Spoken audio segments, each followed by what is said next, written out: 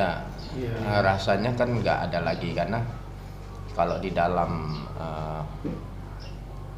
rapat-rapat di pemerintah pusat yang kita pantau, termasuk dengan rapat antara presiden dengan koalisi partai pendukung, itu kan juga dinyatakan bahwa tahapan untuk ke depan ini 2022 adalah pemulihan ekonomi. Pemulihan ekonomi akibat dari dampak COVID-19 kemarin. Oleh karena itu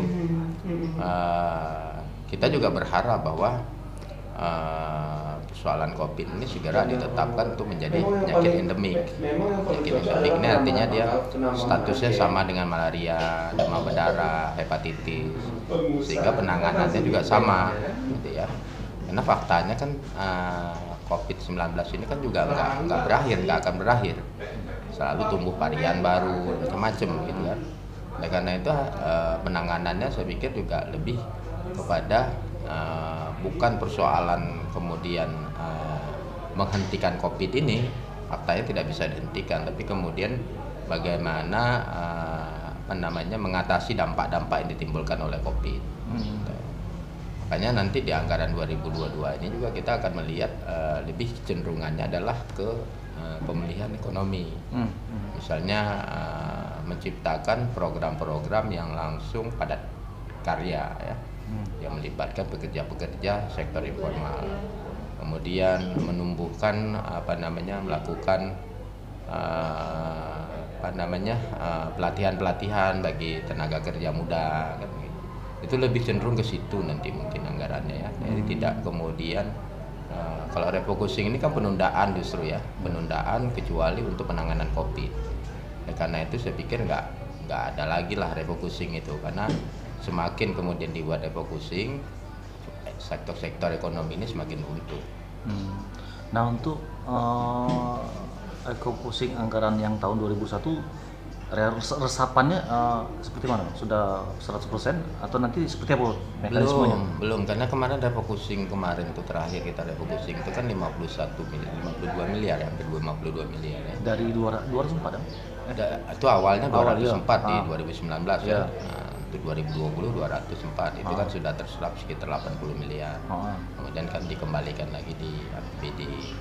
Nah, kemudian kan terakhir kan ada refocusing lagi tuh 50. Artinya ditambah ya? Miliar, nambah, ya. Itu juga kan dikembalikan lagi kepada OPD. Yang kemarin kan refocusing ini kan ngambilnya dari OPD yang lain kan. Ini dikembalikan lagi. Kita berharap kemudian dikembalikan lagi itu tentunya kepada OPD yang dia memang berkutat di persoalan pertumbuhan ekonomi. Misalnya Bapenda, dinas PU, ya kan, kemudian perumahan dan pemukiman, kan, karena kan faktanya di sini juga banyak rumah-rumah yang tidak layak huni. Kemudian di pertanian mungkin, ya, atau di dinas tenaga kerja, dinas sosial ini perlu juga. Kenapa? Dampak dari COVID-19 ini banyak orang kemudian yang miskin semakin miskin, ya. Yang tadinya dia tidak miskin jadi miskin, ya.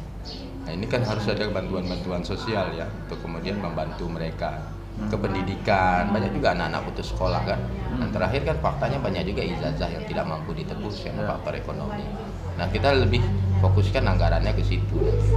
Berarti program padat karya tadi, ya? Iya.